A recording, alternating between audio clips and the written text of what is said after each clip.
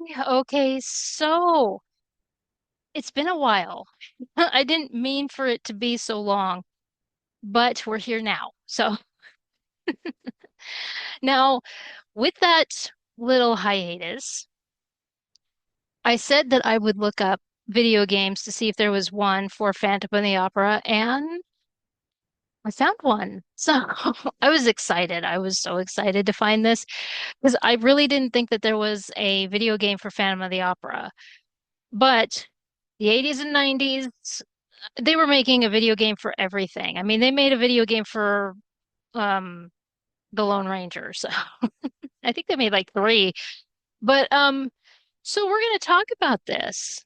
Now, first and foremost, this is on Steam. Okay. I looked it up before sitting down to do this, and the reviews are positive, and which is different from the reviews that the game actually got. So back in the day. But I'm gonna actually buy this. I mean, from what I have researched on this game, I I really want to play this. It's- This is one that did not end up in abandonware. So yeah, I mean it's $7, $6.99, $7. And so this is one that I never saw before. I mean, I never played it. And so yeah, let's talk about this. So Return of the Phantom. Okay. Is a point and click graphic adventure game. It was developed and published by Microprose in 1993. It was produced by Matt Gruson and designed and written by none other. Prepare yourself. Oh my gosh. So, designed and written by future James Bond novelist Raymond Benson. Here's the kicker, okay? Raymond Benson not only designed and wrote it, he's a voice in it. Oh, this is great. So, yeah, he plays the opera manager. Now, um, this was the second adventure game developed by Microprose. Rex Nebular was the first in 1992, and then Dragon Sphere was uh, after this one in 1994. So, like, one year after another. Which I always want to put Rex Nebular in the 80s for some reason. I don't know why I want to do that, but my brain does things. I mean, I want to put Barbie Girl in the 80s. I know that's a 90s song, but my brain is ridiculous. So, story of my life. Now, the plot of this, it's set in current day. So, technically 1990s. And sorry if I butcher these words. The Palais Garnier is in the midst of a world premiere. Okay. And all of a sudden, this enormous chandelier falls. It plunges into the middle of the stalls and kills several members of the audience. Where have we heard that before? That's right, because of course, this is inspired by none other than Gaston Leroux's famous story that I have right here. Right here. And I've been reading it. Oh, good heavens. So now, when I first read the synopsis for this, because again, I have not played this game, I had never heard of it before. Again, came across it while trying to find video games that may have anything to do with Phantom of the Opera. When I read this, I was like, oh, th are they just going to do some kind of weird knockoff of Phantom of the Opera just to pump out and capture the interest of those who are interested in Phantom of the... Now you have to understand that The play, the famous play musical, was only like 10, 15 years old at this time. I think it was released in 86. And yeah, Andrew Lloyd Webber's play, uh it was like late 80s that it came out. And so yeah, it was only uh yeah, it wouldn't have even been 10 years old in 1993. But so I was like, please do not. But it just turns out that there's that famous scene where the um the chandelier falls. Everybody knows that scene. It's a famous scene in the story. Well, the manager comes out and he suspects that the Phantom did this, just like in the story. And Detective Raoul shows up and he is going to investigate this this case because of course there were people that died. And he meets Christine Florent, who is the um the leading actress of the show that was playing. And well, Christine, of course, is a character in Phantom of the Opera, Christine Daae. And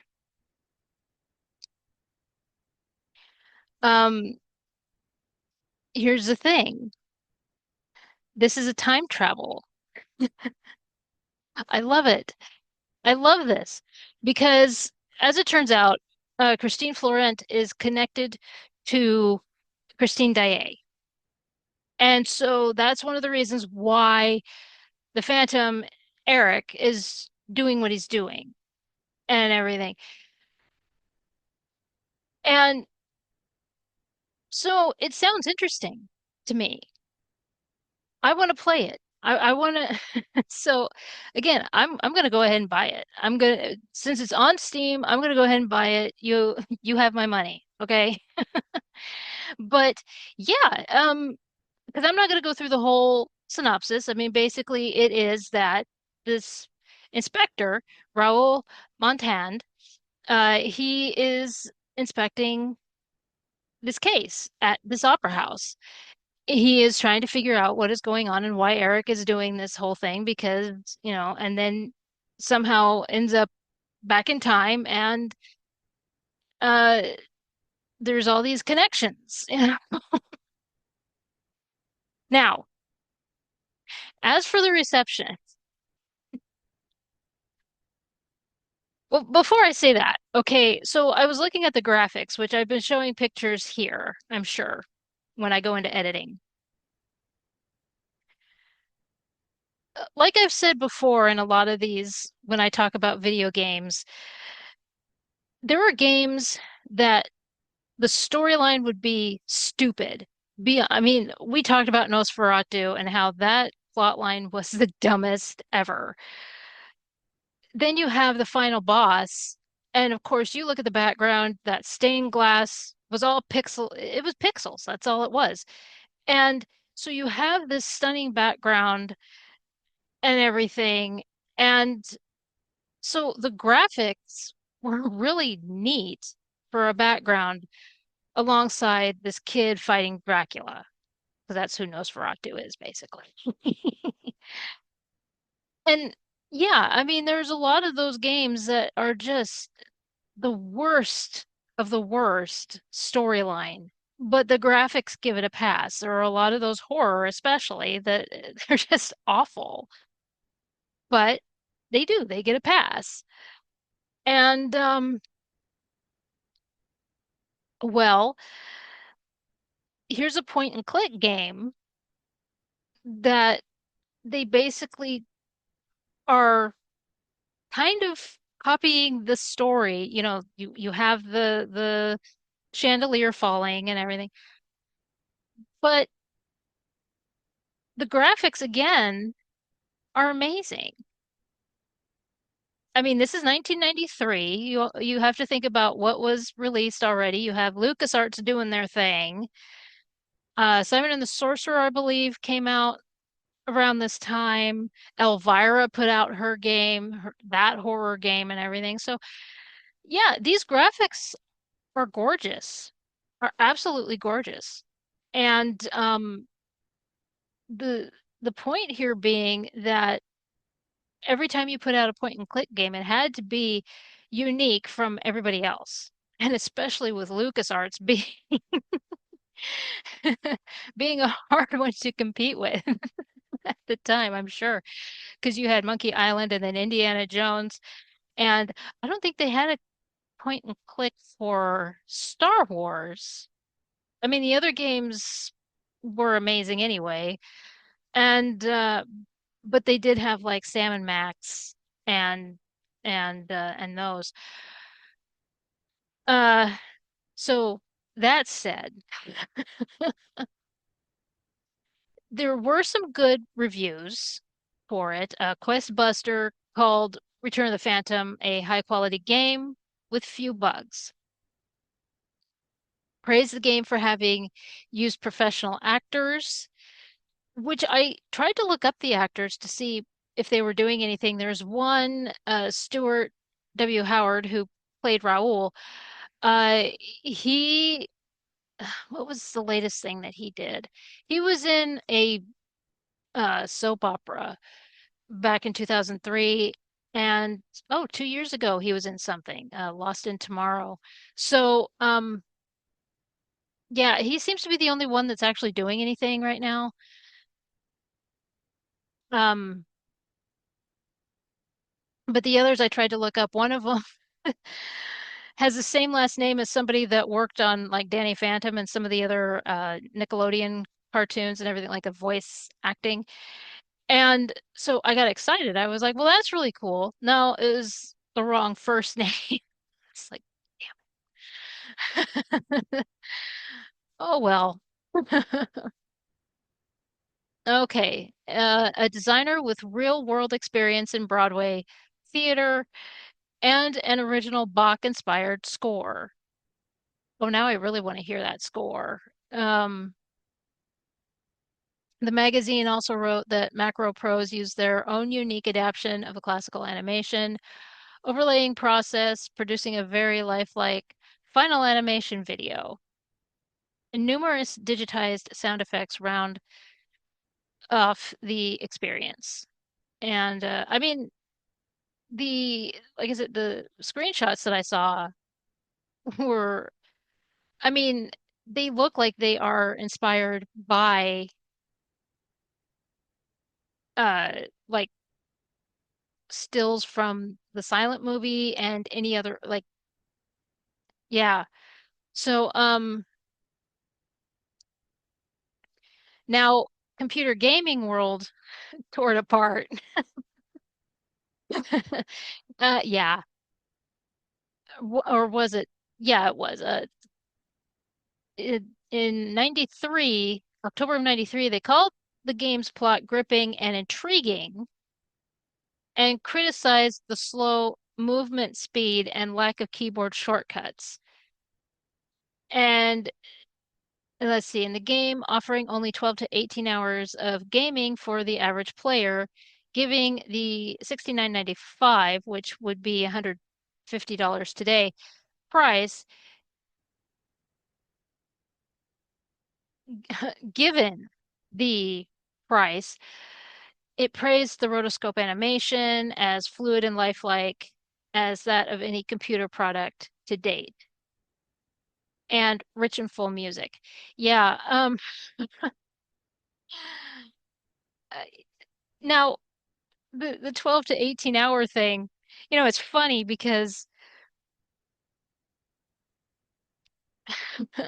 I think it was Adventure Gamer or the Adventure Gaming uh wherever I posted it, where I talked about how in middle school I spent hours working on those LucasArts games trying to get through them.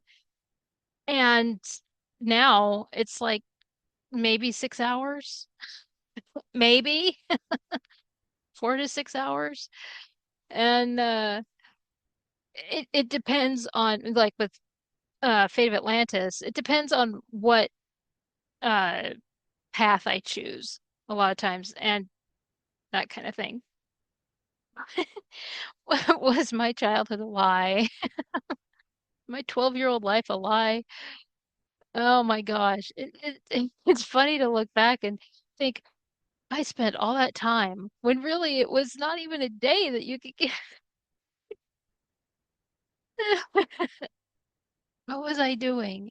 And a lot of times, because I'm one of those people that likes to look through everything. My brother is one of those that when it comes to gaming, he will just go through the mission. It's like tunnel vision of what the mission is.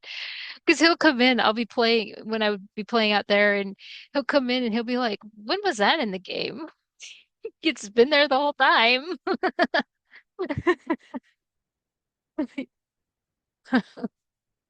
These games don't change out of nowhere. I don't know what you're talking about. Oh, good heavens. Yeah.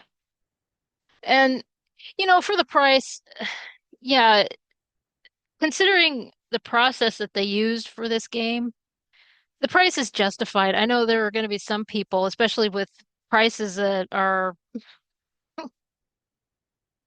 don't make sense. I've seen some of the prices for some of these games that are coming out right now, and it's like, where did you get that? Uh, okay.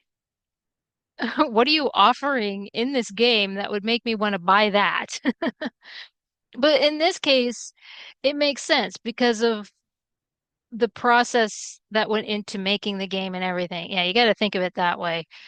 And yeah, because no, I'm not gonna. That's a whole other video for another time. Anyway, they also said that uh, the that this game was best suited for those who preferred story over puzzles, especially at a lower price. I mean, LucasArts just bombarded with puzzles. Nintendo is another one that puts a lot of puzzles in there, and I enjoy a good challenge. I do. And sometimes those challenges will make you rage, like the monkey wrench. How many of us who play Monkey Island know about the monkey wrench? How many of us forget about it too? Me. Every every time. Oh my gosh.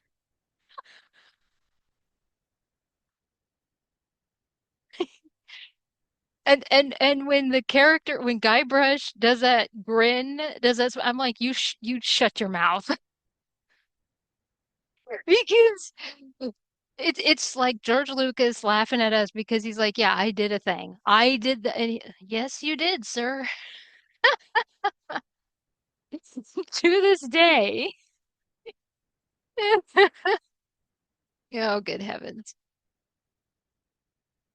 Now, Computer Gaming World continued with its criticism that the CD-ROM version was a disappointment for uninspiring vocals and slow access. That happens a lot. Sometimes they use different voice actors, and like perfect example would be with The Rocketeer. And I don't remember what platform it is. It may have been the Super Nintendo version. They had graphics that looked like comic book panels, and which fit because, of course, The Rocketeer originates as a comic book series. So using and fine, but when they translated it over to the PC version, for some reason they decided to stretch it. It looked so stretched out. Those cutscenes or whatever the comic book thing that they used looked incredibly stretched out. It looked bad. It just looked really, really bad. And I mean, the thing is that when you have text and you stretch it out, it looks super pixelated. I mean, even back then, it just looked pixelated, and you start seeing uh the dotting, and you see it. You really see it. So, yeah, and especially, yeah, there's a lot of times when they try to translate it over, and it sounds like what happened is they just figured they would save some money, and it didn't work. Maybe they ran out of money. Who knows? I'm not gonna, but whatever happened here, uh, uninspired vocals. Yeah, they also said that the CD version needed more rehearsals prior to release. That hurts. Preferable to the floppy version, the vocal talent leaves much to be desired. Big ol' ouch. And with no added lip movement animation, the game resembled a poorly subtitled foreign film. How do you miss that? How do you miss